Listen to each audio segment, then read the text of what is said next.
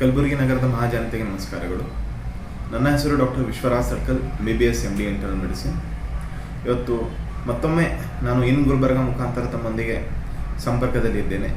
ಇವತ್ತು ನಾವು ಹೋದ ಸಂಕೀರ್ಣದಲ್ಲಿ ಟೈಪ್ 1 ಮತ್ತು ಟೈಪ್ 2 ಡಯಾಬಿಟೀಸ್ ಬಗ್ಗೆ ಒಂದು ಬ್ರೀಫ್ ಆಗಿ ಒಂದು ಇಂಟ್ರೊಡಕ್ಷನ್ ಕೊಟ್ಟಿದೆ.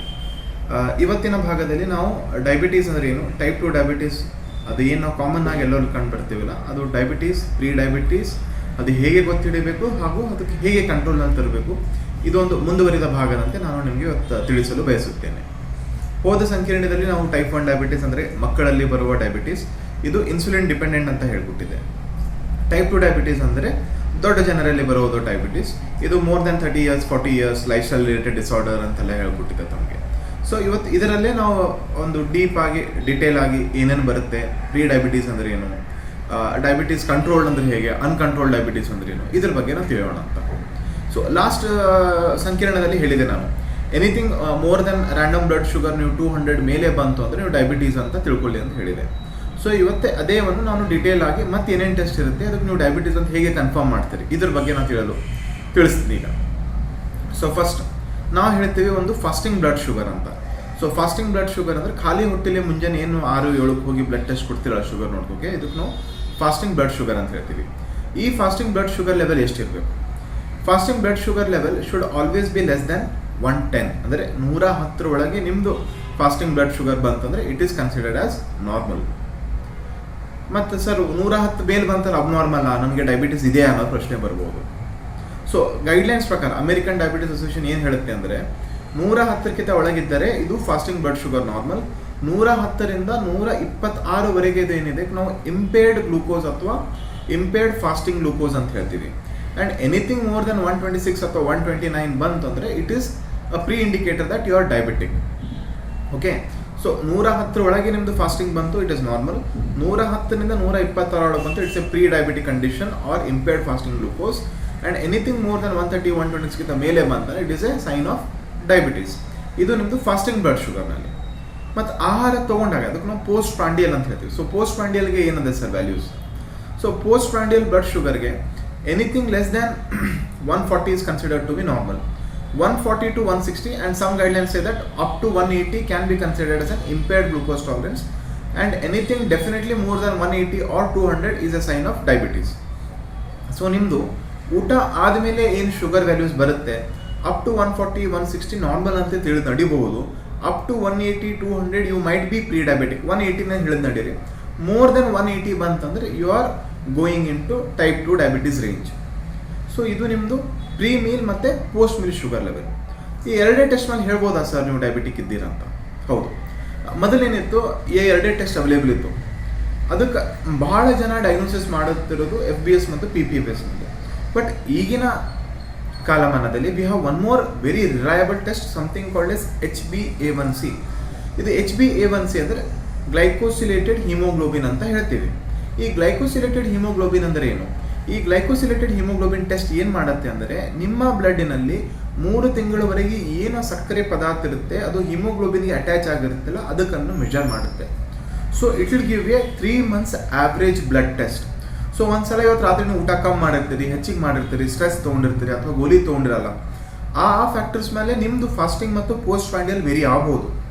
ಇವತ್ತೇನಾದ್ರು ಯಾರೇ ಟೆಸ್ಟಿಂಗ್ ಮಾಡ್ತಾರಂತ ಸರ್ ಒಂದೇ ರೊಟ್ಟಿ ಉಂಡಿ ಹೋಗಿ ಟೆಸ್ಟ್ ಮಾಡ್ಕೊಂಡ್ಬಿಡ್ತಾರೆ, ಅವ್ರು ನಾರ್ಮಲ್ ರೇಂಜ್ನಾಗ ಬರ್ಬೋದು. ಅಥವಾ ಏನು ಮಾಡಿಬಿಡ್ತಾರೆ, ಬೈ ಮಿಸ್ಟೇಕ್ ಏನಾದ್ರೆ ಸ್ವೀಟ್ ತಿಂದಿರ್ತಾರ, ಹೊರಗೆ ಹೋಗಿರ್ತಾರ. ಸೊ ಆ ಟೈಮ್ನಲ್ಲಿ ಅವ್ರು ಪೋಸ್ಟ್ ಪ್ರಾಂಡಿಯಲ್ ಜಾಸ್ತಿ ತೋರಿಸಿರ್ಬೋದು. ಸೊ ಇವರಿಗೆ ನೀವು ಡಯಾಬಿಟೀಸ್ ಇದೆ ಅಂತ ನಿಖರವಾಗಿ ಹೇಳೋಕೆ ಬರೋದಿಲ್ಲ. ಬಟ್ ಒಂದ್ಸಲ ನೀವು HbA1c ಟೆಸ್ಟ್ ಮಾಡಿಸ್ಕೊಂಡಿರಲ್ಲ, so it will give a 3 months average.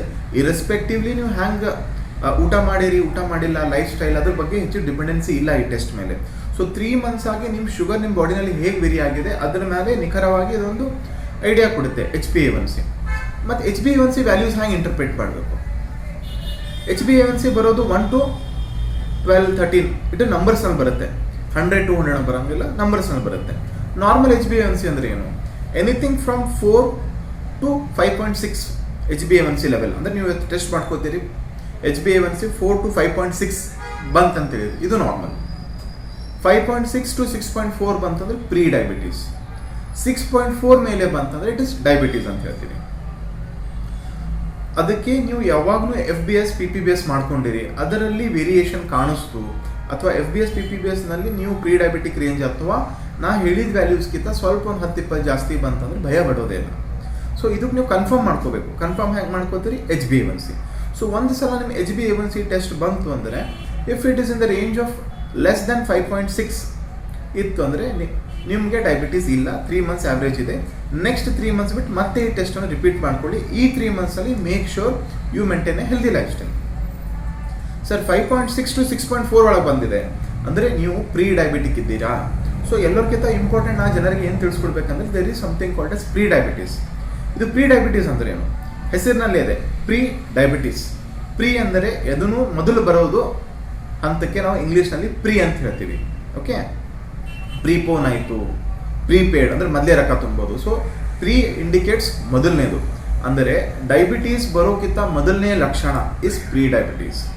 Sir ಅದು ಕೇಳ್ಬೋದು, ಇವತ್ತು ನೀವು ಪ್ರೀ ಡಯಾಬಿಟೀಸ್ ಅಂದರೆ ನಾಳೆ ಖಂಡಿತವಾಗಿ ಡಯಾಬಿಟೀಸ್ ಬರ್ಬೋದಾ?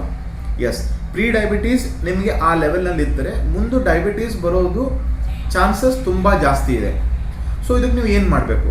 Once you have been diagnosed as a pre diabetic patient, ನಿಮ್ದು ಏನಂದರೆ ನಿಮ್ಮ HbA1c, FBS, PPBS ಮುಖಾಂತರ ಡಾಕ್ಟರ್ ಏನಾದರೂ ಡಿಸಿಷನ್ ತಗೋತಾರೆ whether to start you on low dose medications or just to give you life style advices. ಅಂದರೆ ಏನು ಇದು? ಯಾರಿಗೆ ಪ್ರೀ ಡಯಾಬಿಟಿಸ್ ಕಂಡೀಷನ್ ಇದ್ದರೆ ಅದರ ವ್ಯಾಲ್ಯೂಸ್ ನೋಡಿ, ಪೇಷಂಟು ಕಂಡೀಷನ್ ನೋಡಿ, ಡಾಕ್ಟರು ಆ ಪೇಷಂಟ್ ತಕ್ಕ ಒಂದು ಅಡ್ವೈಸ್ ಕೊಡ್ತಾರೆ. ಅವ್ರು ಏನು ಅಡ್ವೈಸ್ ಕೊಡ್ಬೋದು? ಸರ್, ಒಂದು ವೇಟ್ ಕಮ್ಮಿ ಮಾಡಿ, ಸೆಕೆಂಡ್ ಆಹಾರ ಪದ್ಧತಿಯಲ್ಲಿ ಚೇಂಜಸ್ ತರಬೇಕು, ಸ್ಮೋಕಿಂಗ್ ಆಲ್ಕೋಹಾಲ್ ಕ್ವಿಟ್ ಮಾಡಬೇಕು. ಸೊ ಆ ಪೇಷಂಟ್ ಟು ಪೇಷಂಟ್ ವೇರಿಯೇಷನ್ ಆಗುತ್ತೆ. ಈಗ ನನ್ನ ಹತ್ರ ಒಂದು ಪೇಷಂಟ್ ಇದೆ, weight is more than 100 kilos. So ಆ ಪೇಷಂಟ್ ಪ್ರೀ ಡಯಾಬಿಟಿಕ್ ರೇಂಜಿಂದ ನಾನು ಏನು ಅಡ್ವೈಸ್ ಕೊಡ್ತೇನೆ? So first and foremost advice is always weight loss. Second ಏನು ಮಾಡ್ತೇನೆ ಅಂದರೆ ಅವರಿಗೆ ಸಣ್ಣದಾದ ಒಂದು ಚಿಕ್ಕ ಗುಳಿಗೆ ಸ್ಟಾರ್ಟ್ ಮಾಡ್ತೇನೆ. ಯಾಕಂದರೆ ಅಂಥ ಪೇಷಂಟ್ಗಳಿಗೆ ಡಯಾಬಿಟೀಸ್ ಫುಲ್ ಫ್ಲೆಜ್ ಕನ್ವರ್ಟ್ ಆಗೋದು ಇಸ್ ವೆರಿ ಈಸಿ. ಅದು ನಿಮ್ಮ ಜೆನೆಟಿಕ್ ಫ್ಯಾಕ್ಟರ್ಸ್ ಮೇಲೂ ಡಿಪೆಂಡ್ ಆಗುತ್ತೆ, ನಿಮ್ಮ ವೇಟು, ಬಿಲ್ಟು, ಆಮೇಲೆ ನಿಮ್ಮ ಫ್ಯಾಮಿಲಿ ಹಿಸ್ಟ್ರಿ ಮೇಲೂ ಡಿಪೆಂಡ್ ಆಗುತ್ತೆ.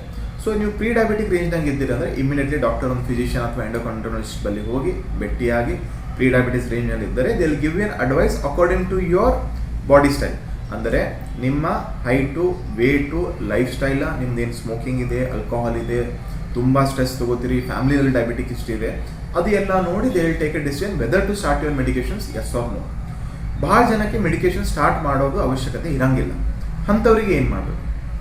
ಅಂಥವರಿಗೆ ಏನಿಲ್ಲ, ನಿಮ್ಮ ಲೈಫ್ ಸ್ಟೈಲ್ನಲ್ಲಿ daily minimum half an hour exercise, ಸ್ವಲ್ಪ ಯೋಗ, ಮೆಡಿಟೇಷನ್, ಊಟದಲ್ಲಿ ಡ್ರಾಸ್ಟಿಕ್ ಆಗಿ ಚೇಂಜಸ್ ತರಬೇಕು. ನೀವು ಇವು ಹೊರಗಿಂದೇನು ಎಣ್ಣೆ ಪದಾರ್ಥ, ಕರ್ದೀವು ಪದಾರ್ಥ, ತುಪ್ಪ ಅಂಥವೆಲ್ಲ ಸ್ವಲ್ಪ ಕಟ್ ಡೌನ್ ಮಾಡಿಬಿಡಬೇಕು. ಆಲ್ಕೋಹಾಲ್ ಸ್ಮೋಕಿಂಗ್ ಇದ್ದರೆ ಕಂಟಿನ್ಯೂಸ್ಲಿ ಆರ್ ಕಂಪ್ಲೀಟ್ಲಿ ಸ್ಟಾಪ್ ಮಾಡಿಬಿಡಬೇಕು. ಆಲ್ಕೋಹಾಲ್ ಹೆಸರಿಗೆ ಹೋಗಬಾರ್ದು ತಾವೆಲ್ಲರೂ. ಯಾಕಂದರೆ smoking, alcohol they're very risk factors for diabetes. Weight ಜಾಸ್ತಿ ಇತ್ತಂದರೆ heavy induce either exercise based weight based training ಮಾಡಿ ತಮ್ಮ ವೇಟ್ ರಿಡಕ್ಷನ್ಗೆ ಪ್ಲ್ಯಾನ್ ಮಾಡ್ಕೊಳ್ಳಿ. ಮುಂದೆ ಏನು ಮಾಡಬೇಕು? ಸೊ ಇದು ಇಷ್ಟು ನೀವು 3 months ಕಂಪ್ಲೀಟ್ಲಿ ಫಾಲೋ ಮಾಡಿ ಮತ್ತೆ ಹೋಗಿ ಮತ್ತೊಂದು ಸಲ HbA1c, FBS, PPBS ಮಾಡ್ಕೊರಿ. ಆವಾಗ ನಿಮ್ದು ಶುಗರ್ ಕಂಟ್ರೋಲ್ನಲ್ಲಿ ಬಂತು. Maintain the same life style changes. Despite ಇವು ಎಷ್ಟೆಲ್ಲ ಮಾಡಿದ್ರು ಇನ್ನೂ ನಿಮ್ಮ ಶುಗರ್ ಜಾಸ್ತಿ ತೋರಿಸ್ತಾ ಇದೆ, ಅವಾಗೇ ಡಾಕ್ಟರ್ ನಿಮಗೆ ಟ್ರೀಟ್ಮೆಂಟನ್ನು ಸ್ಟಾರ್ಟ್ ಮಾಡ್ತಾರೆ. ಇಲ್ಲ ಅಂದರೆ ನೀವೇ ಇದೇ ಲೈಫ್ ಸ್ಟೈಲನ್ನು ಮೇಂಟೈನ್ ಮಾಡ್ಕೊತ ಹೋಗಬೇಕು. ಇದು ಆಯಿತು ಪ್ರೀ ಡಯಾಬಿಟೀಸ್. ಈಗ ಸರ್ಟನ್ ಪೇಷಂಟ್ಸ್ ಬಂದೇ ಬಿಡ್ತಾರೆ, ಅವ್ರದ್ದೆಲ್ಲ FBS, PPBS more than 130, 140 morning, ಊಟ ಆದಮೇಲೆ 200, 300, ಅವ್ರಿಗೆ ಏನು ಮಾಡಬೇಕು? ಸೊ ಇಂಥ ಪೇಷಂಟ್ಗೆ without any doubt HbA1c more than 7, 9, 11, so ಯಾರು ಭಾಳ ಹೈ ರೇಂಜ್ನಲ್ಲಿ ಇರ್ತಾರೆ HbA1c, ಅವರಿಗೆ ನಾವು ಡೈರೆಕ್ಟ್ಲಿ ಮೆಡಿಕೇಶನ್ಸನ್ನು ಸ್ಟಾರ್ಟ್ ಮಾಡ್ತೀವಿ. ಮೆಡಿಕೇಶನ್ಸ್ ಏನು ಸ್ಟಾರ್ಟ್ ಮಾಡ್ತೀವಿ? ಪೇಷಂಟ್ ಕಂಡೀಷನ್ ನೋಡಿ, ಪೇಷಂಟ್ ಜೆನೆಟಿಕ್ ಫ್ಯಾಕ್ಟರ್ಸ್ ನೋಡಿ, ಆ ಪೇಷಂಟ್ ಏನು ಬೇಕು, ವೇಟ್ ಲಾಸ್ ಬೇಕು, ಮೇನ್ ಕಂಟ್ರೋಲ್ ಬೇಕು, FBS ಜಾಸ್ತಿ ಇದೆ, PPBS, ಅದ್ರ ಮುಖಾಂತರ ನಾವು ಡಾಕ್ಟರ್ಸ್ ನೋಡಿ ನಿಮ್ಮ ಟ್ಯಾಬ್ಲೆಟ್ಸನ್ನು ಹಾಕ್ತೀವಿ. ಮುಂದೆ ಭಾಳ ಪೇಷಂಟ್ಸ್ ಕೇಳ್ತಾರೆ, ಸರ್ ಈ ಕಂಟ್ರೋಲ್ ಆಗ್ಯದ ಗೋಲಿ ಬಿಡ್ಬೋದೇನೋ ಅಂತ. ಅದು ತಪ್ಪನ್ನು ಮಾಡಬೇಡಿ. ಭಾಳ ಜನ ಏನು ಮಾಡ್ತಾರೆ, 1 ತಿಂಗಳು ಗೋಲಿ ತೊಗೋತಾರೆ, ಶುಗರ್ ಕಂಟ್ರೋಲ್ ಆಗ್ಯದ, ನಡಿ ನಂದು ಶುಗರ್ ಕಂಟ್ರೋಲ್ ಆಯಿತು, ನಾನು ಊಟದ ಮೇಲೆ ಕಂಟ್ರೋಲ್ ತಂದೀನಿ, ಈ ತಿಂಗಳು ಶುಗರ್ ನಾರ್ಮಲ್ ಬಂದಲ್ಲ, ಈಗ ಮುಂದೆ ನಾನು ಗೋಲಿ ತೊಗೋದು ಬಿಟ್ಬಿಡ್ತೀನಿ. ಭಾಳ ಜನರಲ್ಲಿ ಇದು ತಪ್ಪವಾದ ಒಂದು ಕಲ್ಪನೆ ಇದೆ, ಗೋಲಿ ತೊಗೊಂಡು ನಂಗೆ ಆರಾಮಾಗುತ್ತೆ, ಬಿಡಬಾರ್ದು. ಯಾವಾಗಲೂ ಇದು BP ಆಗಲಿ, ಶುಗರ್ದಾಗಲಿ ಗೋಲಿಗಳು ಬಿಡಬಾರ್ದು ಅಂತೀವಿ. ಕಂಟ್ರೋಲ್ನಾಗ ಬಂದಿದೆ ಅಂದರೆ ಇಟ್ ಇಸ್ ಬಿಕಾಸ್ ಆಫ್ ನೀವು ಹಾಕಿದ ಎಫರ್ಟ್ ಎಲ್ಲಿ? ನಿಮ್ಮ ಎಕ್ಸಸೈಸ್ನಲ್ಲಿ, ನಿಮ್ಮ ಡೈಟ್ನಲ್ಲಿ, ನಿಮ್ಮ ಲೈಫ್ ಸ್ಟೈಲ್ನಲ್ಲಿ. ಇನ್ನೊಂದು ಡಾಕ್ಟರ್ ಹಾಕಿದ ಎಫರ್ಟ್. ಅದು ಎಫರ್ಟ್ ಏನಂದರೆ ಮೆಡಿಸಿನ್ಸ್. ಸೊ ನೀವು ನಿಮ್ದು ಎಫರ್ಟ್ನು ಕಂಟಿನ್ಯೂ ಮಾಡಬೇಕು, ಡಾಕ್ಟರ್ ಎಫರ್ಟ್ನೂ ಕಂಟಿನ್ಯೂ ಮಾಡಬೇಕು. ಶುಗರ್ ಕಂಟ್ರೋಲ್ ಬಂದಿದೆ ಅಂದರೆ ನಾವೇನು ಮಾಡ್ತೀವಿ, ಮೆಡಿಸಿನ್ನ ಡೋಸನ್ನು ರಿಡ್ಯೂಸ್ ಮಾಡ್ತೀವಿ. ಅಂದರೆ ಈಗ ನಿಮ್ಮದು ಶುಗರ್ ಲೆವೆಲ್ಸ್ ಎಲ್ಲ ನೋಡಿ, ಈಗ ನಿಮ್ಮ ಲೈಫ್ ಸ್ಟೈಲ್ ಎಲ್ಲ ಕಂಡು ಹಿಡಿದು ಆ ಡೋಸ್ ಏನಿದೆ ಅದ್ರ ತಕ್ಕ ನಾವು ಟೈಟ್ರೇಟ್ ಮಾಡ್ತೀವಿ ಅಥವಾ ಅಡ್ಜಸ್ಟ್ ಮಾಡ್ಕೊಡ್ತೀವಿ ಅಂತೇಳಿ. ಯಾರ್ದು ಏನು ಹೇಳಾರ್ದೆ ಅವ್ರು ಹೇಳಿದ್ರು ಇವ್ರು ಹೇಳಿದ್ರು ಅಂತ ಕೇಳಿ ಅದು ಇದು ಮಾಡಿ ಗೋಲಿಯನ್ನು ಅಥವಾ ನಿಮ್ಮ ಮಾತ್ರೆಗಳನ್ನು ತಗೋದನ್ನು ಬಿಡಬೇಡಿ. ಇದು ನಮ್ಮದು type 2 diabetes treatment. So sir ಹೇಳ್ಬೋದು, ಸರ್ ಒಬ್ಬರೊಬ್ಬರು ಇನ್ಸುಲಿನ್ ತಗೋತಾರೆ, ಒಬ್ಬರು ಗೋಲಿ ತಗೋತಾರೆ, ಇವೆಲ್ಲ ಏನಿದೆ ನಾನು ನಿಮ್ಗೆ ಹೇಳ್ತಾ ಇದ್ದೆಲ್ಲ HbA1c ಅಂತ. So one of the very best factors are test what we have to see diabetes ಲಕ್ಷಣ ಹೆಂಗಿದೆ, ಡಯಾಬಿಟೀಸ್ ಅದು ಮೈಲ್ಡ್ ಇದೆ, ಕಂಟ್ರೋಲ್ಡ್ ಇದೆ, ಅನ್ಕಂಟ್ರೋಲ್ಡ್ ಇದೆ, ಸಿವಿಯರ್ ಇದೆ ಅಂತ ಏನು ಹೇಳ್ತೀವಿಲ್ಲ, ಅದು HbA1c ಮೇಲೆ ಗೊತ್ತಾಗ್ಬಿಡುತ್ತೆ.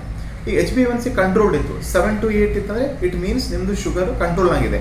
ಈವಂದೋ ನಿಮಗೆ ಡಯಾಬಿಟೀಸ್ ಇದೆ, ನಿಮ್ಮ ಲೈಫ್ ಸ್ಟೈಲ್ನಲ್ಲಿ ನೀವು ಗೋಲಿ ತೊಗೊಂಡ ಮೇಲೆ ನಿಮ್ಮ ಡಯಾಬಿಟೀಸ್ ಕಂಟ್ರೋಲ್ ಆಗಿದೆ. ಸೊ ಇದು HbA1c ರೇಂಜ್ 7 to 8 ಬರುತ್ತೆ. ಇದಕ್ಕೆ ನಾವು ಗುಡ್ ಕಂಟ್ರೋಲ್ ಅಂತ ಹೇಳ್ತೀವಿ.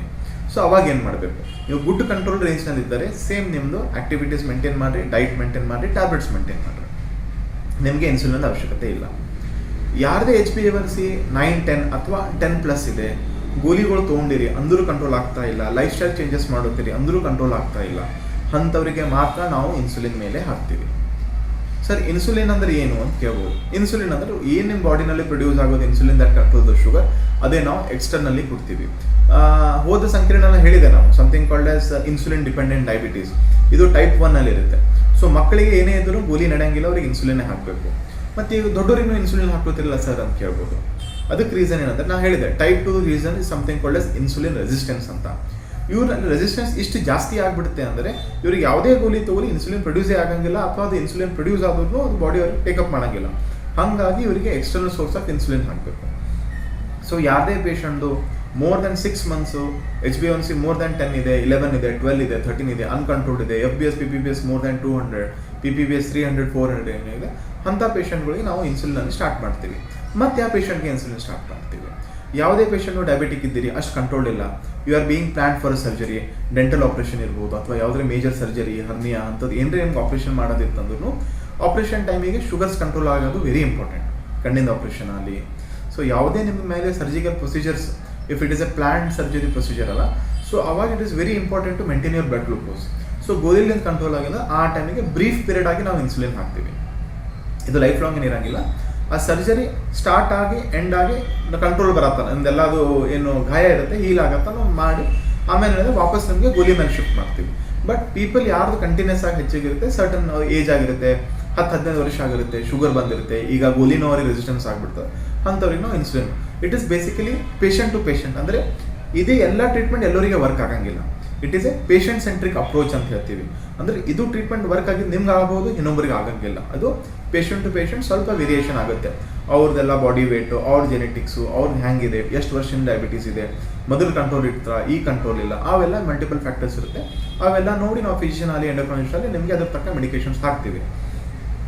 ಸೊ ಇದು ನಿಮಗೆ ಒಂದು ಬ್ರೀಫ್ ಆಗಿ ಹೇಳ್ಕೊಟ್ಟೆ, what is pre diabetes, what is diabetes. Pre diabetes ಅಂದರೆ HbA1c ಆಫ್ 5.6 to 6.4 ಈ ರೇಂಜ್ನಲ್ಲಿ ಇದ್ದವರಿಗೆ, ಇವರಿಗೆ diet changes, lifestyle changes is very important.